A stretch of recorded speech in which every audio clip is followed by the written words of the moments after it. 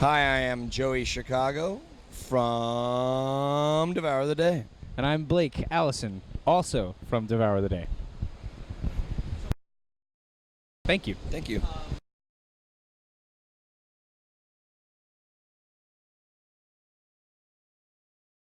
We're very blessed. Yeah, it's nice to be in a Thankful. place where we have so many friends at the label just throughout Egypt Central's touring, and this touring is like happens to be. Can you turn I the think you should camera turn around? the Can you camera- turn the camera around? Turn the camera real quick.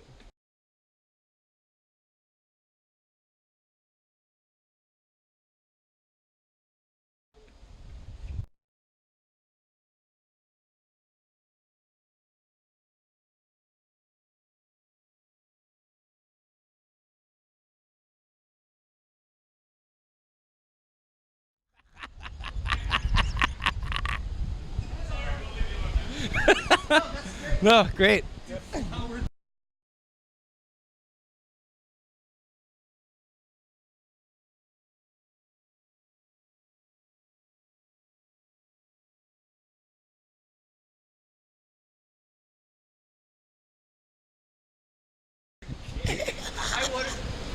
Our friends Yep. in Hinder in the bus behind have.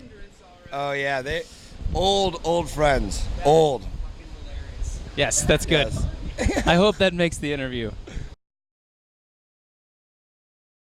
Well, for the first time since Egypt Central. Well, Blake is honestly quite the engineer. He's been working on that side of recording for a long time, working with bands. And so when we had the reincarnation of what we were going to be, we knew that it was going to come from the ground floor up. And Blake recorded the first record in my living room. Vocals shot right out into, as I'm sitting there watching some TV or documentary. Blake's just killing it. No, but it was actually It's very hard to sing. with me watching porn. It was very hard. Sorry, no more jokes. His name is Dan Corniff, and he's extremely talented in the areas of tonal quality in a record. And but this record, as opposed to the last one, we were kind of writing it and performing it all at the same time.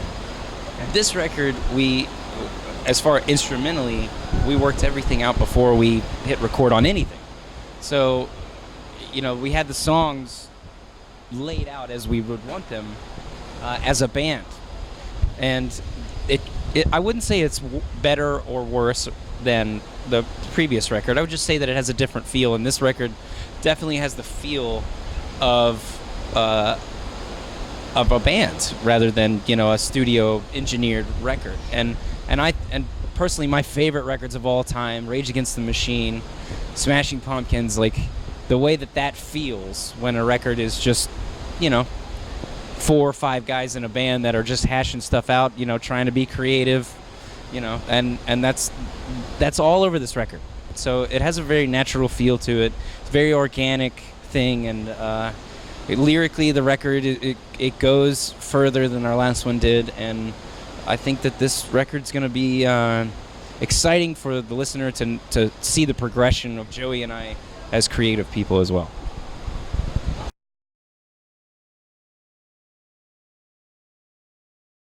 We don't do coke until we all fight anymore. Yeah, then it's like, thought. Ah! And we honestly, Blake and I have had the luxury of, when we put together this band, we really were able to just have some really great guys that maybe wouldn't have ever thought that they would be in this environment. We pulled a drummer from the hardcore metal scene. We pulled a guitar player from more of like a classic rock vibe, and an excellent guitar player, young guys, still taking pictures of sunsets as we drive into the West Coast. And I think that mentality and that reminder that it's an incredible opportunity to do what we do. It's an incredible opportunity to meet fans and them to say to you, your songs influenced my life, and to know that that's, what our current single is even about, is how music can save your life. And I just, it's an incredibly cool opportunity. I think that's kind of, and I'm not a musician, but I think that in general that's what people hopefully impact somebody on some level, you know, so kudos for that. Absolutely. I mean, our first band had great traction at the very beginning, and then we spent almost 4 years just hashing it out, playing clubs, you know, sometimes to 15 people, you know, and when we realized that we had to start over, we were anticipating that we were really going to have to start over, that we were going to have to go back into the basement, you know, back into house shows, back into small clubs, and which was great because I mean that's exciting. It's an intimate thing. We knew we were going to do well, you know, but when we had the reaction that we did to Good Man, and I think that it became very apparent when we started playing shows. Our first show was at the Machine Shop, and at the first show, there was one or two people came up and said that Good Man saved my life, and that I've been addicted to. I mean, the guy actually today, that guy came up and was like, I've been addicted to meth for well, basically since I was 18 till I was about 25 years old. Right. And he said that he said that he's been sober for 20 years. And I was like, that's incredible, you know, congratulations. And he was like, your band and that music, when I heard that, it gave me goosebumps. It made me tear up. And today when you played your song Faith about how music saves people, it made me tear up again because music does do that, and it has affected me like that 100%. And so I knew that we were working with a completely different, you know, type of audience and a different type of band as well, you know, than we've done before, because we were, you know, you can't. Because now we can do what we want. What's that? We do what we want. You can't you can't replace that. Yeah, like well, the rhythm section has power. Yeah. You can't replace the connection lyrically from the band to the audience, you know, from the musician to the audience. When it's like that, it transcends all of, you know, all styles and all the I don't know what you would say, the glitz and the glamour of all the, yeah. For me, I'm a lyrics guy. I don't play an instrument, but I've always said music grabs you, the lyrics bring you back. That's me. So when I heard Good Man the first time, I was like, you know, the same deal. Powerful. Music's Thank you, man. Music's powerful. For sure.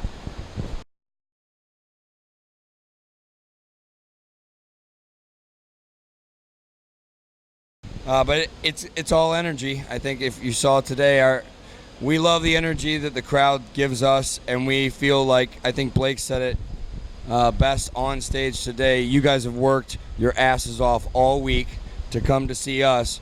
We're gonna work our asses off for you right now, and that's what we intend to do at every show. That was a good crowd roar. It was. The crowd today was exceptional. So thank you guys.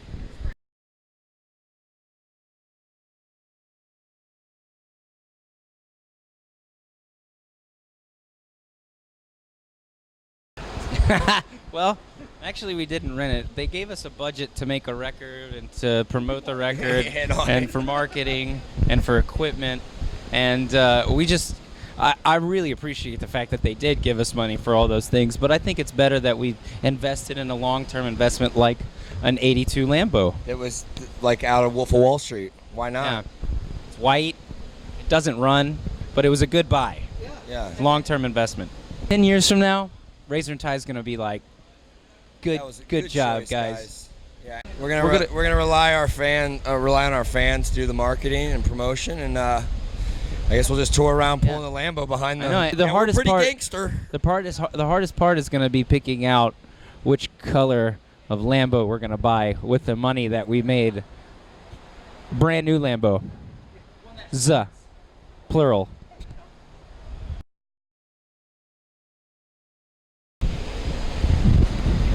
I'm going to say this, and I think Blake will have different advice, but much like other aspects of your life, like if you've allowed yourself to get out of a shape, or if you've allowed yourself to be in a relationship where you're battered, or you've allowed a drug to take over your life, a band can be the same way, in the fact that you know in your heart of hearts what's holding you back.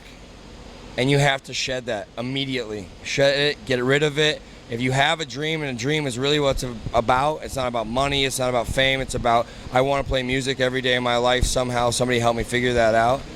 And then all the people that get in your way, the negative naysayers, the one that puts you down, the people that say they don't understand what you're doing, all those people have to be literally flushed away.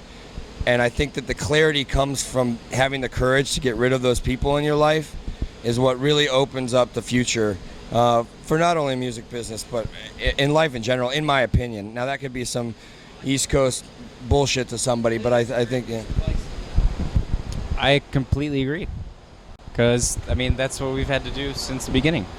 Just, we've had to make every bad decision on the way there. Our first 10,000 CDs we ever sold in Memphis, Tennessee was out of the back of trunks, and yeah. Well, that's Memphis, Tennessee, right there. Memphis is the only place. It's the only place that they'll buy it like that. Yeah, right. It's normal. Yeah, any Exxon you pull up to, somebody's got that hot new demo. Yeah, you got a demo? I got that. Hey, you got demo? Hey, you guys got a demo? So, two more. If the Rock and Roll Hall of Fame came to you and said, we're going to scratch everything, we're going to start over. We want you guys to give us first singer, first band. This is hard because there's personal preference, and then there's just knowledge of pure songwriting magnitude. And I'm talking about the Beatles, obviously. And I'm talking about LL Cool J, obviously. Okay, so for real, I'm thinking singer, Bob Dylan, band, Led Zeppelin, album, Blood Sugar Sex Magic. How can you top that? Easily. Top it. Okay. You take Bone Thugs and Harmony, mix it with Dr. Dre He's making these are ingredients now. and Tupac. Wrap them all. Just grab them all, shove them in a little box. That's a good record. What do you right there. got? No, he's talking about Hall of Fame. I'm just saying. That's a Hall of Famer record. I think those are. No, I just want to I be think friends you with just all those I- people, I actually. think those are Eminem lyrics. What? Put it in a little box, throw it in the ocean? No, you grab a little of Pac and a little of. Hey. Wrap it up in Oh, a yeah, box, don't forget the and M. what do you get? Put a little M on top. Okay, so.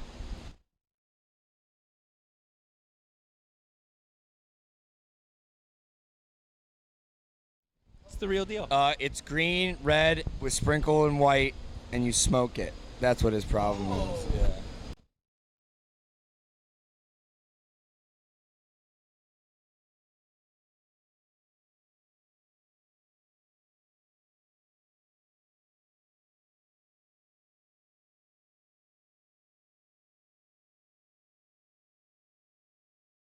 It's called the forklift. Yeah, it's called the forklift, and it's where the female actually holds you up by your butt like this. Thank you. Holds you up by your butt like this and gives you head like that. It has to be a very large woman. Or man. That's I mean, called But the that's the forklift. forklift. Devour the Day forklift.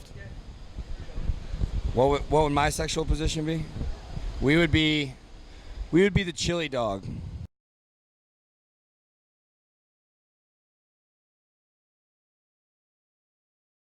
Because I think we're a little bit dirty, we're a little bit nasty.